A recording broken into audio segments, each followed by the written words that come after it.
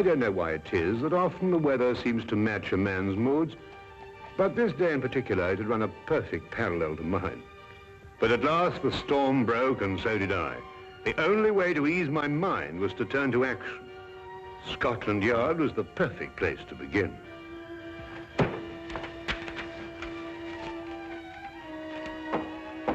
Inspector Lestrade, Wilkins, I must see him right away. I'm very sorry, Doctor. Inspector Lestrade's very busy. Will you tell him I'm here? I must see him. I'm very sorry, Doctor, but when Inspector Lestrade's in conference... Oh! You know, Dr. Watson. Ah, Dr. Watson, I'm very pleased to see you. Just having a cup of tea. Lestrade, something's happened to Holmes. He's disappeared. He's vanished. I haven't seen him for 2 days. Well, calm yourself, Dr. Watson. Calm yourself. Tell you he's disappeared. He may have been kidnapped, for all I know. Oh, kidnapped, eh? Or worse. Now, look here, Dr. Watson. Just because you haven't seen him for a couple of days doesn't necessarily mean to say that he's been No, kidnapped. right. Well, if you want any proof, you can have it. There's no time. Come along with me. It is positively infuriating to know that something is wrong and to find a man whom you can't convince. I don't mind saying that there are times when I find myself hard put to keep my patience with Inspector Lestrade. What more evidence do you need? What man going under his own volition would leave his razor behind? Oh, he probably has another one. No, he hasn't. Come on, I'll show you something else. Look, his violin out of its case. Well, what's that got to do with it? But he'd never leave his violin like that if he thought he'd be gone long. Treats it like a baby. And these concert tickets, we meant to have gone last night. Look here, Lestrade, I've been a friend of Holmes's too long not to realize the brutal truth behind all this. Well, the evidence certainly does seem to point us... Now look, we've got to track him down as he tracked down somebody else. Do you mean use his own methods of deduction? Exactly. Now, the odds are that he's disappeared on some case. So the best thing we can do is to go through his correspondence and see who might have employed him. Oh, look at this. Bills, advertisements, bills. It'd have to be at the end of everything, wouldn't it? Now, what have we here? Chap wants Holmes to investigate his neighbor. He says a lot of people go into the house and nobody ever comes out. What do you make of that? Well, Now, look, you see that's a left-handed writer, and by the feel of the paper, I'd say he was in pretty good circumstances. Yes, well... Well, attention to details. That's the secret of Holmes' success. You see, we already know something about the writer before we meet him. Yes, there's only one thing, though. Sherlock Holmes' disappearance had nothing to do with him. Oh, why? This letter's dated 2 years ago. What? Yes, so it is. Well, where else would he keep his correspondence? Oh, anywhere on the chandelier, if it wasn't too much effort to get up there. Well, let's have a look around. Well, going through Holmes' things would take a month. No, we'd best get another approach. Well, have you any ideas? Wait.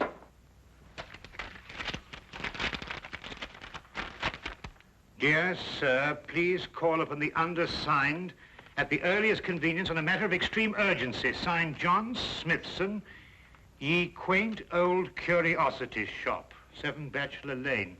It's dated 3 days ago. You know, this might be it.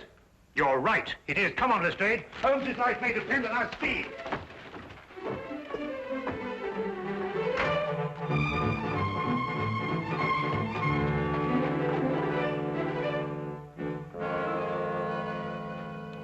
Sinister-looking place.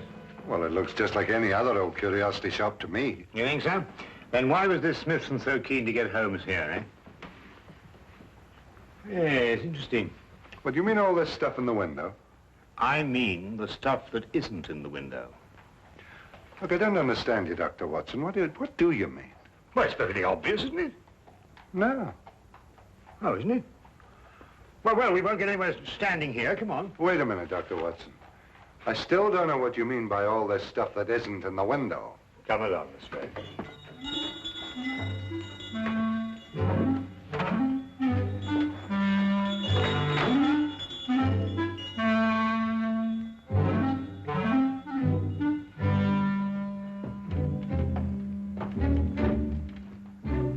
Good afternoon, gentlemen. Good afternoon. You, I presume, are the proprietor, John Smithson. Yes, that is correct, sir. That is correct. Well, I'm Dr. Watson, and this is Inspector Lestrade. We've come to inquire about Sherlock Holmes.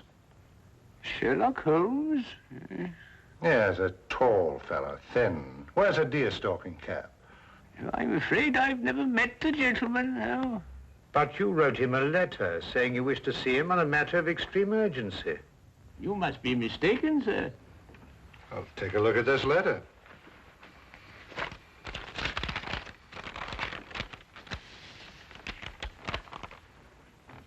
Is that your handwriting?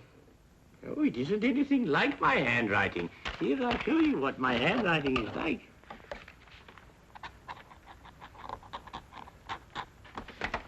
Do you notice any resemblance between the two? Well, no. Well, then who could have written it? I couldn't say. Perhaps a practical joke.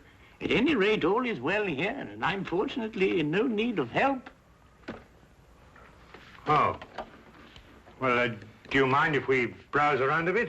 Oh, browse indeed, gentlemen. I like to think of my shop as an oasis of tranquility in life's busy thoroughfare.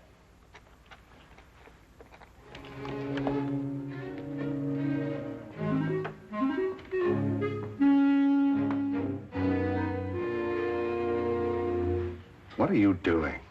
I'm looking for evidence that Holmes was here. Well, you heard what he said. Yes, I don't believe a word of that. There's something about him. I don't trust him. It's as if I'd seen him before somewhere. Well, that's not very scientific. No, perhaps not. But I'd like to have a look round anyway.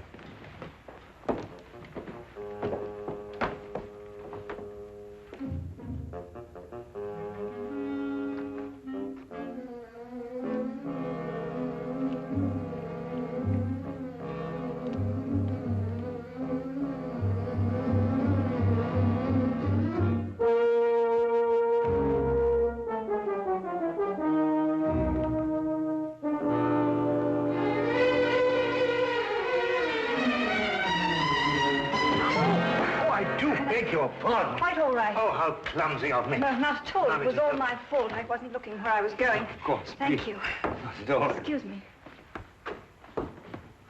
Oh, charming. Charming.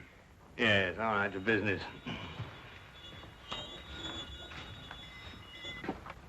Ivanhoe. I must remind myself to read that again sometime. What's this? Proper deportment of young ladies in polite society. What a fabulous title. I'm afraid that book is not for sale. What do you mean, not for sale? I understand everything in this shop is for sale. Yes, everything except the books on that shelf, sir. And now the shop is closing. Nearly 2 o'clock in the afternoon. Yes, for repairs. I have the decorators coming in. I'm afraid I must ask you to leave, young man.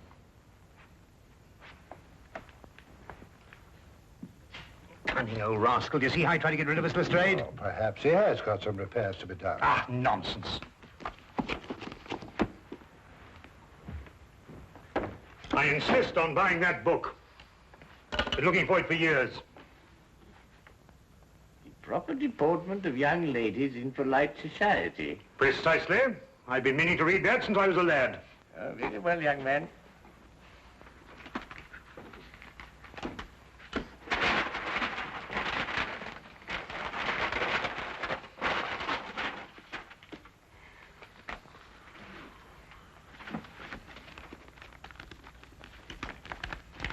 One shilling, please. Thank you. Thank you. Go on, Lestrade.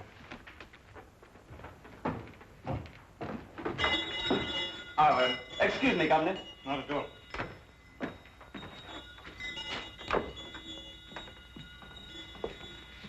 There's something about that Smithson I don't like. Look, this isn't the book I bought. It's much smaller. Safari through darkest Africa. Why, the chap's nothing but a crook. Oh, this is much more interesting than that other one. Look here. You and I are going straight on back in. Now listen. While I keep you in conversation, you scout around a bit. Well, he'll suspect we're up to something. No, of course he won't. Holmes and I did this in that red-headed league affair. Worked perfectly. Come on.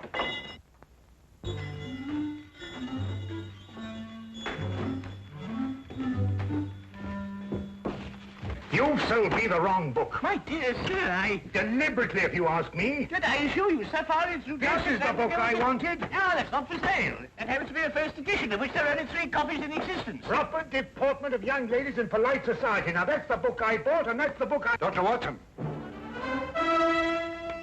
Holmes's clothes. I found them in an old pilot's chest. Oh, good Lord.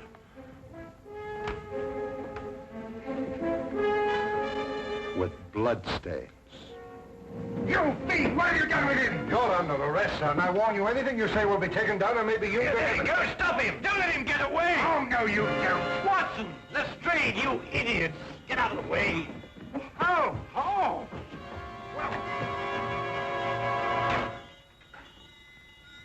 He's gone with the message. Who's gone with what message? An escaped convict with the message that woman left for him in the book.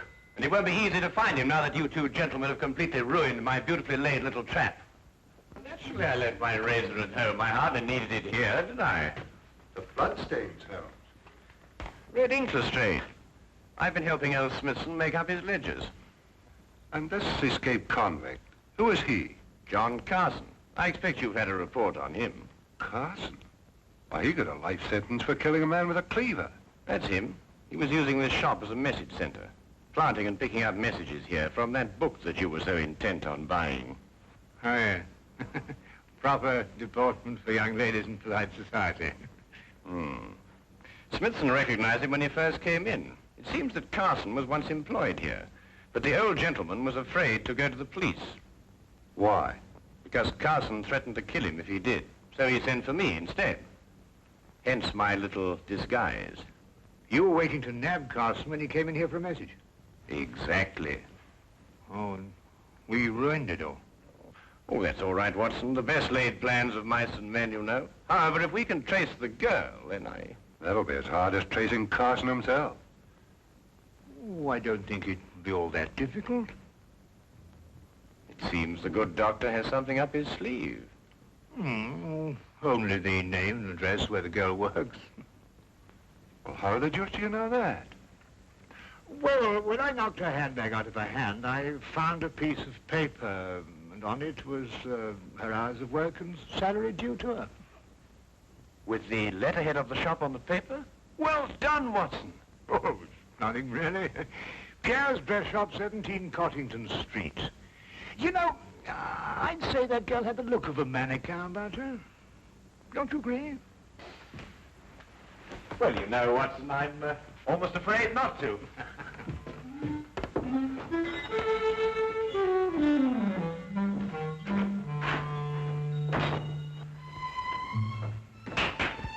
And now, mesdames and messieurs, you will see the supreme creation of Pierre with me, myself. Your niece, monsieur, she will find this ensemble irresistible. You did say your niece, n'est-ce pas? Yeah. Returning for the holidays from school in Switzerland, sir. Yeah. Oh, it's exquisite, no? Such symmetry, such subtle lines.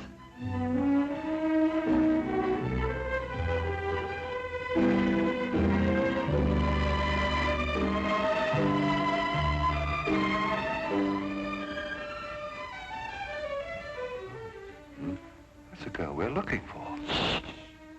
Observe how it hints, but with such discretion. Oh, la jeunesse, la youth. I say it's a bit daring, isn't it?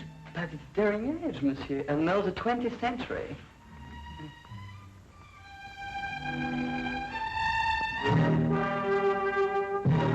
I wonder, sir, if I might have a word with the young lady in private. But... Officially, Monsieur. I'm Inspector Lestrade of Scotland Yard.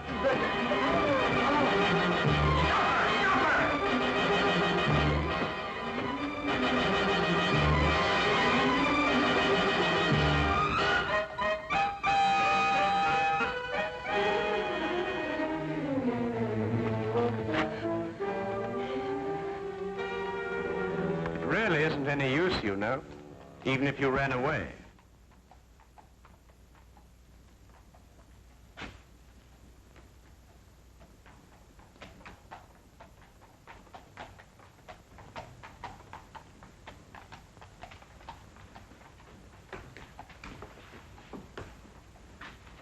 Well, I do not understand. Never before has one of my girl acted so.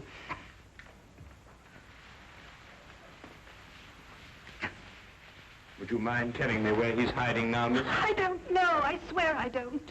And yet you left a message for him. A gentleman friend gave me the message and told me to leave it in the book. Probably a pal of Carson's, if she's telling the truth. What was in the message?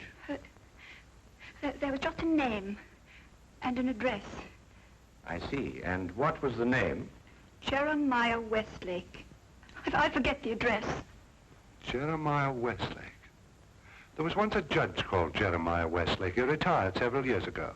Yes, and I think we'll discover that Jeremiah Westlake was the judge who gave Carson his life sentence. And now Carson is looking for him. And now Carson is looking for him.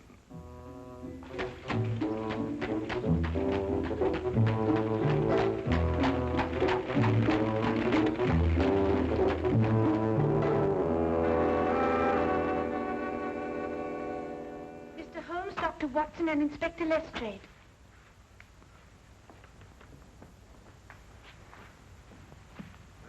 Who's she talking to? Well, what do you want? Court's now in session. State your case. Speak up, Mr. Holmes. Or has the cat got your tongue? Judge Westlake, I presume? Former Judge Westlake? Did Sherlock Holmes ever hear of him, Milibel? No. You're confusing him with the other Sherlock Holmes, the famous pastry chef. Oh, I never eat pastry. Disagrees with me. Of course, there's still another Sherlock Holmes, a third one, the famous detective. Oh, that one. Well, young man, say your piece. Court adjourns in exactly 1 minute. 10 years ago, you sentenced a man called John Carson to a term of life imprisonment for murder. Carson? G'day, Milibel. That would be the Butcher Cleaver case. Murdered a man with it. Oh, yes. Unpleasant chap, Carson, if I remember correctly. Well, Mr. Holmes? When you sentenced him, he swore to kill you. Did he? Well, what of it? They all do. Routine. Well, he's just escaped from prison and has learned your address. Nonsense. Bluff. Sheer bluff. Eh, Milibel? They all bluff, young man. I wouldn't sleep a wink if I believed everything they swore to do to the judge. Sleep like tops, the two of us. In bed at 10 and up at 6. This man represents a very real threat, sir. That's all. Court adjourned. Sine die. And that, gentlemen, means postponed indefinitely.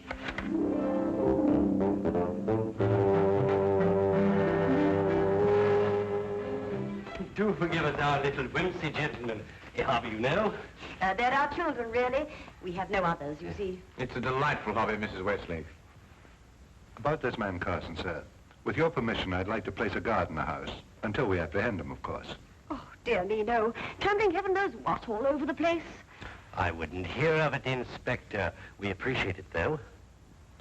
Speaking as a medical man, sir, knowing this murderer's mentality, I must advise you to... Sorry, Doctor, but we can't give in to idle threats. Why, we wouldn't have any law if we did. Won't you gentlemen join us for tea? Thank you, Mrs. Westlake, but perhaps another time. No, you mustn't take these things so seriously. Good day, Mrs. Westlake, and thank you. Good day, Mr. Holmes. Do come again sometime. You must see our Punch and Judy. With pleasure. All the same, sir, I'm going to station my men outside the house. Well, all right, but tell them not to step on my petunias.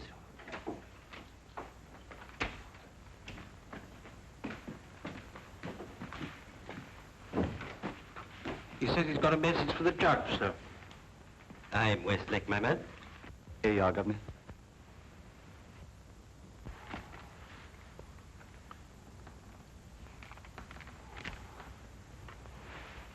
Dear Judge, I'm one of your old court attendants. I'm on me deathbed and I've got to make out me will for me little granddaughter. Will you come and help me and oblige? John Casket, 67 Clifton Road. Ever have a court attendant called John Casket, sir? Well, it's hard to say. I've had so many court attendants. Who gave you this note? Bloke on the street, sir. But he said to tell the judge he was in bed dying. What do you look like? How about this eye, sir? Thin face? Seedy looking, if you know what I mean. That's Carson, all right. What's she pay you? A couple of bob, sir. Oh, there you are, sir. Just the sort of thing to send you off on an errand of mercy to your death. Dear me, I never cease to marvel at the duplicity of human nature. Can I get the 2 bob, sir? Oh, yes, yes. Oh, thank you, kindly, come. Well, Holmes, we've got him. 67 Clifton Road. Yes, Wilkins. Yes, sir. Get the men together. We're going to Clifton Road. Not so fast, Lestrade. This might be a ruse. Of course it's a ruse. Of another kind. To get you to abandon the police cordon round the house. Oh, I see what you mean. Oh, well, if that's his idea, he's in for a surprise. I'm going to keep the cordon here. Good idea, Lestrade. Now, don't you worry, sir. Why, I'm not the least bit alarmed, sir. I'm going to have my tea.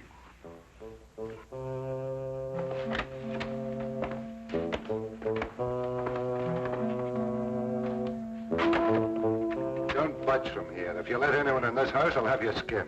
Yes, sir. Come on.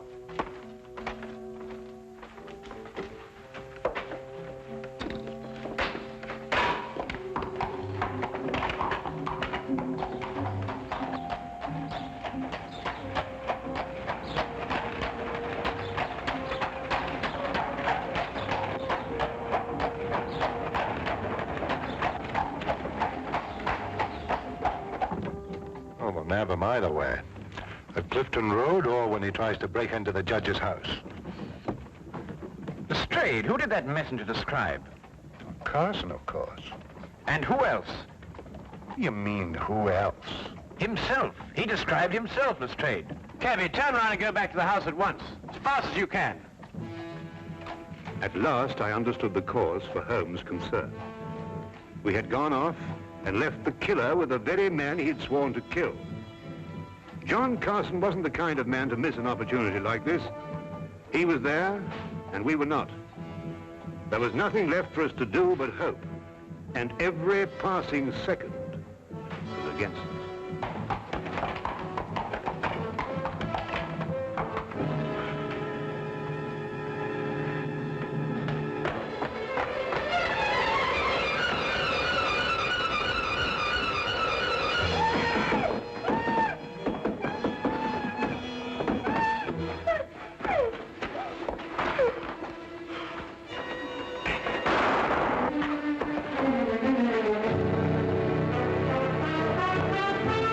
Are you all right, sir?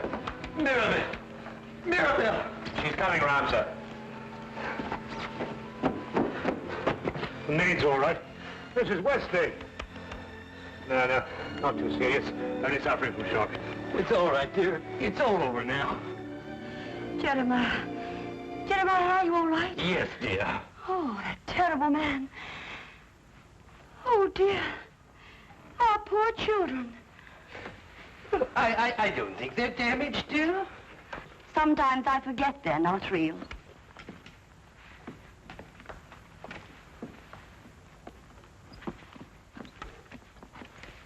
Of course we're real. We're as real as any children. You were right about John Carson, Mr. Holmes. You were very right. You ruined my life. Not at all, sir. Not at all. Yes, but I must do something to repay you. I'll teach you to be a puppeteer. A puppeteer? Yes, you'll love it. Greatest relaxation in the world. Teaches you to forget men like John Carson. Now, here. You hold the thing like this. Mm-hmm. And with this string, you move a hand. And with this, you move the feet. You pitch your voice up a little. Thank you, Mr. Holmes. Pretty good thinking. Not bad, anyway.